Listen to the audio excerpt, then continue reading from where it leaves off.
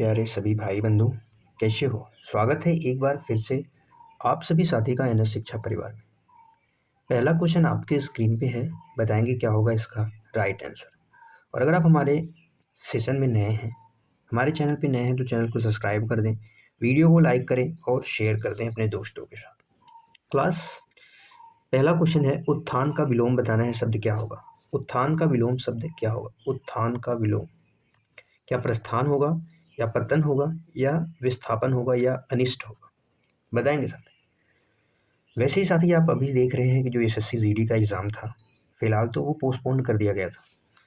और पोस्टपोन यानी जो एग्ज़ाम फरवरी में होना था, वो क्या कर दिया गया, उसको पोस्टपोन कर दिया, टाल दिया गया, पोस्ट कर दिया गया। एसएससी क्या कर रही है खुद वो नहीं समझ पा रहे हैं, गेम कर रहे हैं वो बच्चों के साथ, और जो तैयारी कर रहे हैं वो बेचारे समझ नहीं पा रहे हैं क्या हो रहा है, कैसे हो रहा है।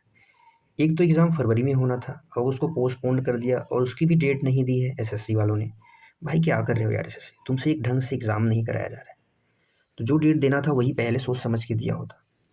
एसएससी का जो कैलेंडर है साथी, वो 2 महीने 2 मंथ क्या हो गया है, डिले कर दिया गया। 2 मंथ यानी बाद टाल दिया। जो फरवरी में होना था एग्ज़ाम, अब वो क्या होगा, अब वही होगा अप्रैल और मई में। कब कब होगा? अप्रैल अप्रैल और मई में वही एग्ज़ाम होगा। अप्रैल और मई में वो एग्ज़ाम। अभी कुछ दिन पहले ट्विटर कैंपेन करके एसएससी को जगाने की कोशिश किया गया था, लेकिन अभी भी एसएससी को कोई फ़र्क नहीं पड़ रहा है, वो उठ नहीं रहा। बस एक ही चीज़ कहूँगा कि साथी एग्ज़ाम्स चाहे जब भी हो, अपनी तैयारी में डटे रहो, लगे रहो। और एग्ज़ाम तो आज नहीं तो कल होने ही वाला है, और आशा है कि अप्रैल के आसपास में होगा एग्ज़ाम। अप्रैल से मई में डेट आपकी आ जाएगी, ठीक है? तो तैयारी को बंद नहीं करना है, तैयारी को करते ही रहना है। चलो आते हैं, टाइम वेस्ट नहीं करेंगे ज़्यादा, क्वेश्चन पे आते हैं। पहले क्वेश्चन का राइट आंसर साथी क्या होगा बताएंगे? पहले क्वेश्चन का, उत्थान का अगर अर्थ आपको पता है तो आप आसानी से बता सकते हैं। उत्थान का जो अर्थ होता है उसको उन्नति कहते हैं। उन्नति या उठने का कार्य जो होता है, समृद्धि कहते हैं, एक भाव होता है, या भाव आप कहते हैं, उन्नति, समृद्धि, इस प्रकार से आप कह सकते हैं। तो इसका जो विलोम हो जाएगा वो क्या हो जाएगा, पतन। पतन का अर्थ होता है कि गिरना, गिरना, या आप ऐसा कह सकते हैं नीचे आने की जो क्रिया होती है, यानी उठना। एक प्रकार से आदमी की समृद्धि हुई और एक प्रकार से क्या हुआ, उसकी समृद्धि की गिरावट हो गई, तो आप पतन कह सकते हैं। और प्रस्थान, प्रस्थान का अगर आपसे विलोम पूछा जाए तो प्रस्थान का विलोम आप क्या बताएंगे साथी? आगमन। आगमन, प्रस्थान यानी कहीं पे जाना, आगमन यानी आना।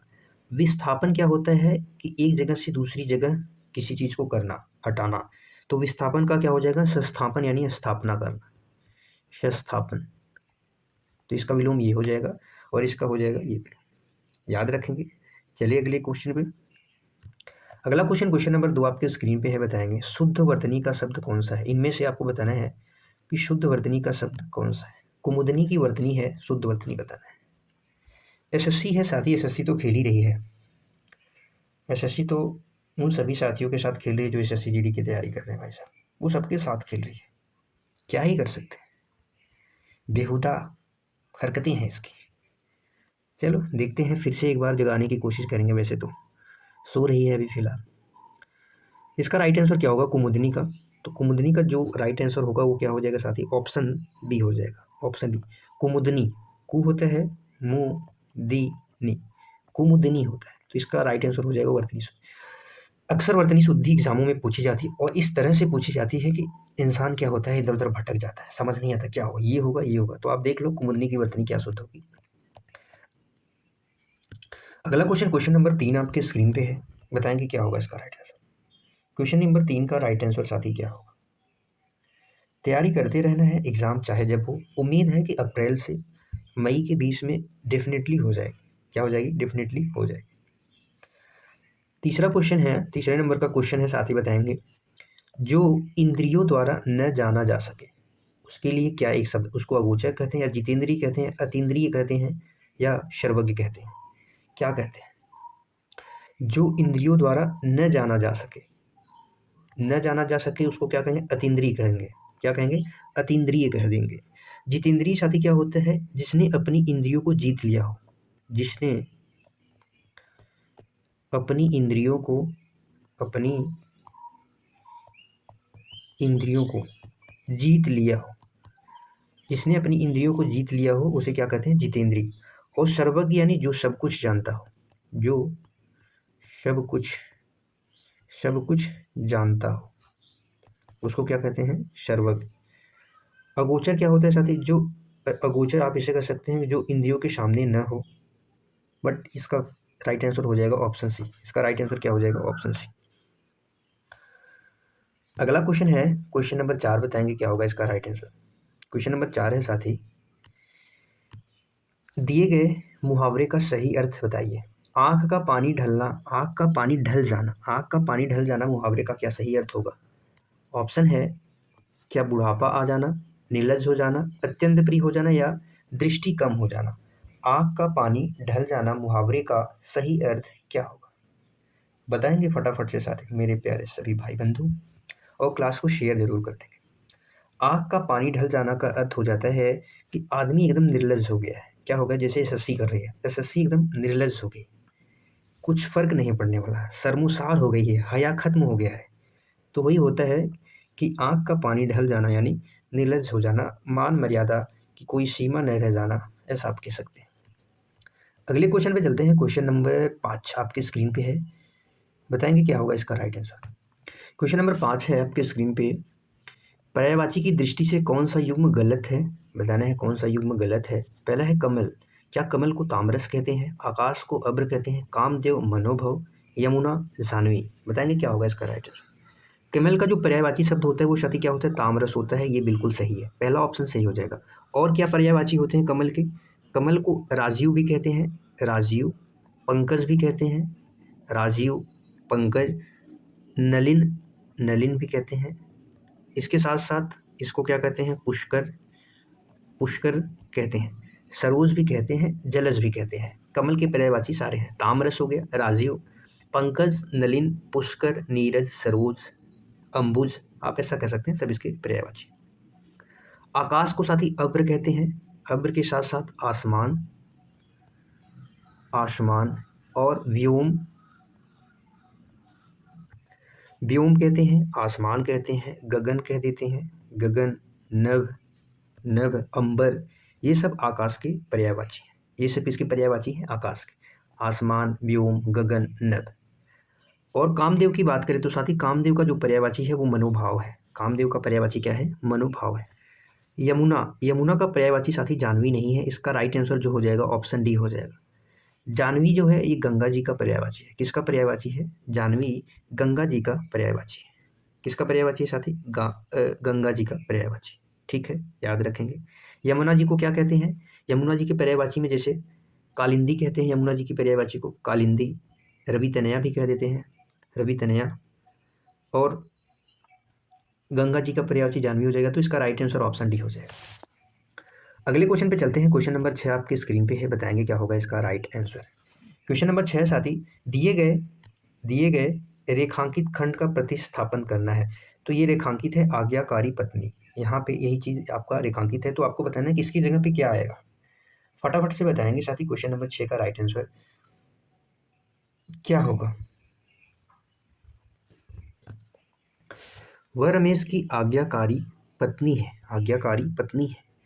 तो क्या आज्ञाकारी पति, आज्ञाकारी पत्नी, आज्ञाकारी स्त्री, या कोई बदलाव की आवश्यकता नहीं? वह रमेश की आज्ञाकारी पत्नी है, आज्ञाकारी पत्नी। तो यहाँ पे साथी ये पूरा सही दिया गया, इसको यहाँ पे बदलने की कोई आवश्यकता नहीं है। इसका राइट आंसर हो जाएगा ऑप्शन डी, कोई बदलाव की आवश्यकता नहीं, कोई बदलाव की आवश्यकता नहीं। अगले क्वेश्चन पे चलते हैं। क्वेश्चन नंबर 7 आपके स्क्रीन पे है, बताएंगे क्या होगा इसका राइट आंसर। क्वेश्चन नंबर 7 है, अभिज्ञ का विलोम शब्द क्या होगा? अभिज्ञ का विलोम क्या होगा? अज्ञ होगा, या प्रज्ञ होगा, चतुर होगा, या अभिज्ञ खुद ही दिया है, अभिज्ञ होगा। तो अभिज्ञ का विलोम तो अभिज्ञ भाई कभी नहीं हो सकता, अभिज्ञ कभी नहीं हो सकता। अभिज्ञ का अर्थ क्या होता है? जानकार या समझदार। क्या होता है? जानकार या समझदार। तो इसका विलोम साथी क्या हो जाएगा? अज्ञ, अज्ञ हो जाएगा। जिसको क्या कह सकते हैं हम? अज्ञ को क्या कह सकते हैं? मूर्ख कह सकते हैं, या अज्ञानी कह सकते हैं। प्रज्ञ का अर्थ होता है बुद्धिमान, चतुर का अर्थ होता है चालाक। तो प्रज्ञ का भी विलोम अज्ञ हो जाएगा। अज्ञ को क्योंकि अज्ञानी और मूर्ख दोनों कहते हैं। तो इसका जो राइट आंसर होगा ऑप्शन ए हो जाएगा। अगले क्वेश्चन पे चलते हैं। क्वेश्चन नंबर 8 आपकी स्क्रीन पे है, बताएंगे क्या होगा इसका राइट। एक नया क्वेश्चन है और बेहतरीन क्वेश्चन। हाथी की पीठ पर रखा जाने वाला आसन के लिए एक शब्द, जो हाथी की पीठ पे रखा जाता है आसन, उसको एक शब्द में क्या कहते हैं? बताएंगे क्या? जीन कहते हैं, हौदा कहते हैं, काठी कहते हैं, बख्तर कहते हैं? ये आपके लिए क्या है? एक नया है। तो इसका जो राइट आंसर होगा उसको क्या कहते हैं? हौदा कहते हैं, ऑप्शन बी। आसन को, जो हाथी के ऊपर रखा जाने वाला आसन होता है, उसको क्या कहते हैं? हौदा कहते हैं। बख्तर क्या होता है? यह शरीर का पहना जाने वाला रक्षा कवच होता है। ये क्या होता है? शरीर पे पहना जाने वाला, इसको रक्षा कवच का नाम है। तो इसका राइट आंसर ऑप्शन बी हो जाएगा। इस पे क्या होता है? सवारी बैठते हैं। अगला क्वेश्चन, क्वेश्चन नंबर 9 आपके स्क्रीन पे है, बताएंगे क्या होगा राइट आंसर। यहाँ पे शुद्ध वाक्य का चयन करना है। शुद्ध वाक्य का चयन करना है। ऑप्शन ए है, मैंने बाजार जाना है। मैंने बाजार जाना है, तो ये तो पहले अशुद्ध हो गया, लेकिन हमें क्या करना है? शुद्ध वाक्य का चयन करना है। तो बताएंगे साथी कौन सा फटाफट से क्या होगा इसका राइट आंसर। यहाँ पे आप देखेंगे, मैंने बाजार जाना है नहीं, यहाँ पे होना चाहिए था मुझे। क्या होना चाहिए था साथी? मुझे बाजार जाना है। साहित्य और जीवन का घोर संबंध नहीं, घोर की जगह क्या होना चाहिए था? घनिष्ठ संबंध। कैसा होना चाहिए साथी? घनिष्ठ संबंध होना चाहिए था। खरगोश को काटकर गाजर खिलाओ, कि या यहाँ पे ऐसा होना चाहिए था कि खरगोश को गाजर काट के खिलाओ। गाजर काट कर, गाजर को काटना है, न कि भाई खरगोश को काटना है। तो ए बी सी में से क्या सही होगा साथी? बी सही होगा। वह दंड देने योग्य है। वह दंड देने योग्य है। यह वाक्य पूरा व्याकरणिक रूप से क्या है? शुद्ध है। क्या है? व्याकरणिक रूप से शुद्ध है। अगले क्वेश्चन पे चलते हैं। क्वेश्चन नंबर 10 आपके स्क्रीन पे है, बताएंगे क्या होगा क्वेश्चन नंबर 10 का राइट आंसर। यहाँ पे दिया हुआ है तरणी और तरणी का अर्थ क्या है? सूर्य नाव, नाव सूर्य, युवती नदी, सूर्य या युवती? बताएंगे। अनेकार्थी शब्द है साथी, ये अक्सर एग्जामों में पूछा जाता है इस टाइप के क्वेश्चन। तो इस टाइप के क्वेश्चन को आप भरपूर प्रैक्टिस करके जाएंगे। यहाँ पे सिर्फ मात्रा का फर्क मैं आपको बताता हूँ। यहाँ पे जो छोटी ई की मात्रा है, और यहाँ पे कौन सी मात्रा है? बड़ी ई की मात्रा है। और जो बड़ी ई की मात्रा है वो साथी किसको दर्शाता है? नौका को या नाव को। किसको दर्शाता है? ये नाव को। और जो छोटी ई है वो सूर्य को दर्शाता है। तो इसका जो राइट आंसर हो जाएगा ऑप्शन ए हो जाएगा। क्या हो जाएगा? ऑप्शन ए हो जाएगा, सूर्य और नाव इसका सही अर्थ हो जाएगा। अगले क्वेश्चन पे चलते हैं। क्वेश्चन नंबर 11, पावक। पावक किसका पर्यायवाची है? पावक जल का पर्यायवाची, वायु का, अग्नि का, या पृथ्वी का पर्यायवाची है? पावक, पावक किसका पर्यायवाची है? आप पावक के साथ क्या कह सकते हैं? अग्नि, आग।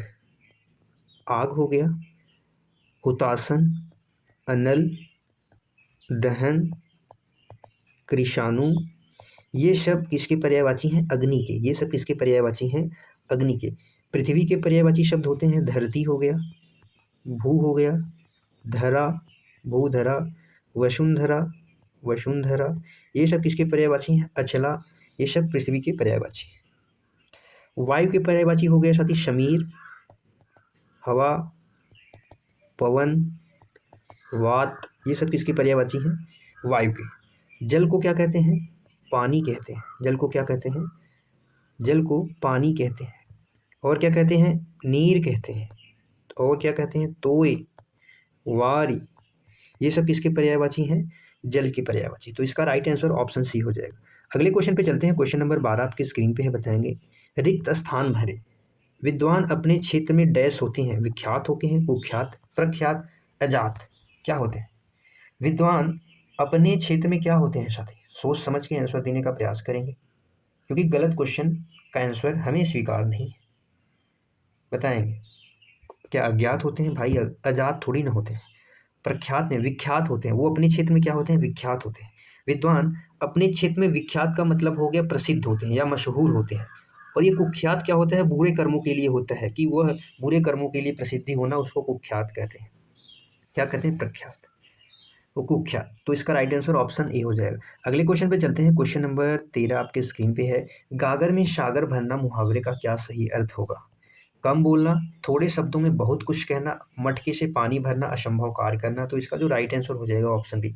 गागर में सागर, गागर यानी छोटा, सागर यानी बड़ा, यानी थोड़े शब्दों में बहुत कुछ कह देना ही गागर में सागर भरना मुहावरे का अर्थ हो जाएगा।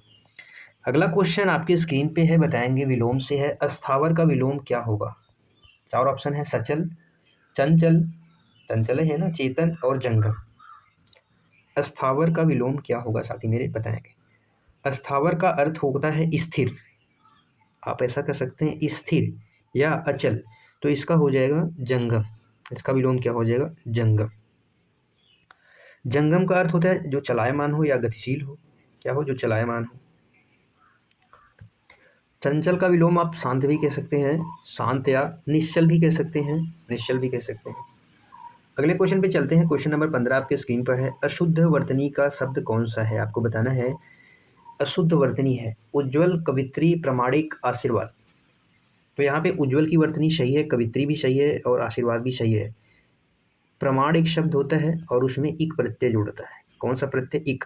तो क्या बनता है? प्रामाणिक, न कि प्रमाणिक। क्या बनता है साथी? प्रामाणिक बनता है। अगले क्वेश्चन पे चलते हैं। क्वेश्चन नंबर 16 आपके स्क्रीन पर है। जो किए गए उपकारों को मानता है, जो किए गए उपकारों को मानता है, उसके लिए आपको एक शब्द बताना है। कृतज्ञ कहते हैं उसको। क्या कहते हैं? कृतज्ञ, कृतज्ञ, कृतज्ञ, कृपात्र, दयालु। दयालु यानी वो होता है जिसके हृदय में दया का भाव हो, उसको दयालु कहते हैं। तो इसका राइट आंसर नहीं होगा। कुपात्र यानी होता है जो किसी वस्तु या दान का योग्य न हो, यानी बुरा पात्र। कृतज्ञ होता है साथी, वो होता है जो उस व्यक्ति के लिए इसका प्रयोग होता है जो किए गए उपकार को नहीं मानता। अगर यहाँ पे होता नहीं मानता तो कृतज्ञ कर देते, लेकिन जो मानता है वो कृतज्ञ होता है। जो मानता है वो क्या होता है? कृतज्ञ। अगला क्वेश्चन, क्वेश्चन नंबर 17 आपके स्क्रीन पे है। हवा से बात करना मुहावरे का सही अर्थ है बहुत तेज दौड़ना, घमंड करना, पक्षियों से बात करना, कल्पना करना। हवा से बात करना अर्थ यानी बहुत तेज दौड़ना। ऑप्शन ए क्या हो जाएगा? करेक्ट हो जाएगा। बाकी यहाँ पे सारे ऑप्शंस गलत है। क्वेश्चन नंबर 18 आपके स्क्रीन पे है, बताएंगे क्या होगा इसका राइट आंसर। मीन का पर्यायवाची शब्द कौन सा है? सिखी है, सहायक है, मत्स्य है, या विभावरी है? फटाक से बताएंगे। मीन मछली, मीन मछली, मीन हो गया, मछली हो गया, जल जीवन, जल जीवन, शफरी, शफरी, झस, और मत्स्य किसके पर्यायवाची हैं? मीन के पर्यायवाची हैं। सिखी साथी क्या होता है? सिखी मोर को कहते हैं, सिखी मोर के पर्यायवाची हैं। सायक बाण का पर्यायवाची है। किसका है? बाण का। और विभावरी रात को कहते हैं, रात्रि को, निशा को। तो इसका राइट आंसर हो जाएगा ऑप्शन सी। अगले क्वेश्चन पे चलते हैं। क्वेश्चन नंबर 19 आपकी स्क्रीन पे है, बताएंगे क्या होगा इसका राइट आंसर। दिए गए वाक्य का चयन करना है, वह भाग का चयन करना है जिसमें कोई त्रुटि है। प्रत्येक देशवासियों को देश की सेवा करनी चाहिए। प्रत्येक देशवासियों में कौन से भाग में त्रुटि है आपको बताना है। क्या होगा इसका राइट आंसर? फटाफट से बताएंगे। साथ ही यहाँ पे देखेंगे प्रत्येक जो शब्द है, प्रत्येक शब्द कैसा है? इसका प्रयोग हमेशा किसमें होता है? एक वचन के रूप में होता है। प्रत्येक का मतलब हर एक की बात होती है, प्रत्येक का मतलब हर एक, और जो क्या होता है? एक वचन के रूप में इसका प्रयोग होता है। और यहाँ पे जो देशवासियों शब्द का इस्तेमाल हुआ है, ये क्या है? बहुवचन है। ये कैसा है? बहुवचन है। तो यहाँ पे जो सही चीज़ होनी चाहिए तो प्रत्येक देशवासी को, यहाँ पे क्या होना चाहिए था? देशवासी। प्रत्येक देशवासी को देश की सेवा करनी चाहिए थी, तो इस हिसाब से वाक्य गलत। सही हो जाता तो किस भाग में त्रुटि है? ए भाग में। यहाँ पे देशवासी शब्द क्या हो जाएगा? देशवासी योग की जगह देशवासी होगा, तो ऑप्शन ए प्रत्येक, क्योंकि हर एक की बात करता है। हर एक जो होता है यानी एक व्यक्ति, वो एक वचन होता है। और देशवासियों यहाँ पे क्या है? सभी की बात हो रही, जो ये अपने आप में क्या है? बहुवचन है। तो देशवासी तो सही हो जाता, देशवासियों गलत हो जाए। चलिए अगले क्वेश्चन की तरफ। क्वेश्चन नंबर 20 आपके स्क्रीन पे है, बताएंगे क्या होगा इसका आंसर। उपत्यका का अर्थ क्या होता है? पर्वत की चोटी, पर्वत के पास की भूमि, दो पर्वतों के बीच का रास्ता, या फिर सूर्य जिस पर्वत के पीछे निकलता है। बताएंगे क्वेश्चन नंबर 20 का क्या राइट आंसर होगा। इसकी थोड़ी सी हमने लैंग्वेज चेंज करी है, बताएंगे साथ ही इसका क्या राइट आंसर होगा, क्योंकि एग्जाम में सीधे ऐसे प्रश्न नहीं आएंगे, थोड़ा सा घुमा के आएंगे। उपत्यका का अगर अर्थ बताया जाए तो क्या होता है? पर्वत के जो नीचे की समतल भूमि होती है उसको कहते हैं उपत्यका। पर्वत के नीचे की समतल भूमि, कैसी भूमि? समतल भूमि पर्वत के नीचे की। और इसका अगर उल्टा हो जाए, पूछा जाए, तो इसका उल्टा क्या होता है? वो अधीत्यका होता है, अधीत्यका। और अधीत्यका का जो अर्थ होता है वो पर्वत के ऊपर की समतल भूमि होती है। लेकिन दोनों का अर्थ है कि पर्वत के आसपास की भूमि होती है, तो इसलिए इसका राइट आंसर ऑप्शन बी हो जाएगा, पर्वत के पास की भूमि। क्या हो जाएगा? पर्वत के पास की भूमि इसका करेक्ट आंसर हो जाएगा। ठीक है, आज के लिए बस इतना ही। ये हमारा टेलीग्राम चैनल है, ज़रूर ज्वाइन करें, वहाँ पे ये क्लासेस डेली वहाँ पे शेयर होंगी। इसी के साथ में पढ़ते रहिए, खुश रहिए, मस्त रहिए, साथ ही तैयारी करते रहिए, एग्ज़ाम डेट जल्दी ही आ जाएगा। टेंशन उसकी ज़्यादा न लें। ठीक है, फिर मिलेंगे अगली क्लास में, तब तक के लिए बाय बाय साथी। थैंक यू सो मच, खुश रहिए, मस्त रहिए, पढ़ते रहिए। जय हिंद साथियों।